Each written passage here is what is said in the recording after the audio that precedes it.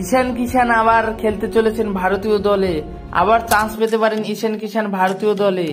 ঈশান এবার ঝাড়খণ্ডের হয়ে ঘরোয়া ক্রিকেটে খেলার সিদ্ধান্ত নিয়েছেন। বুচিবাবু ট্রফিতে ঝাড়খণ্ড দলকে নেতৃত্ব দিবেন ঈশান কিষান। 15ই আগস্ট থেকে শুরু হয়ে গিয়েছে বুচিবাবু ট্রফি। অধিনায়কত্বের দায়িত্ব পেয়েছেন ঈশান কিষান। এর আগে অনূর্ধ্ব-19 দলে ভারতীয় দলে হয়ে অধিনায়কত্ব করেছেন ঈশান কিষান। এই ঈশান কিষানের মধ্যে ঝাড়খণ্ড স্টেট ক্রিকেট অ্যাসোসিয়েশনকে ঘরোয়া ক্রিকেটে ফেরার ইচ্ছার কথা জানিয়েছেন। এবার রঞ্জি ট্রফি 2024-25 মরশুমে খেলার সম্ভাবনা বেড়ে গেল ঈশান কিষানের। এরপর ঘরোয়া ক্রিকেট থেকে দূরে ছিলেন বেশ কয়েক মাস ঈশান কিষান। আগামী কয়েক মাসে প্রথমে বাংলাদেশের সাথে, ইন্ডিয়ার এবং নিউজিল্যান্ডের সাথে এবং অস্ট্রেলিয়ার সাথে মোট 10টি টেস্ট ম্যাচ খেলা হবে টিম ইন্ডিয়ার। এর আগে ঘরোয়া টুর্নামেন্টে খেলার সিদ্ধান্ত নেন ঈশান কিষান।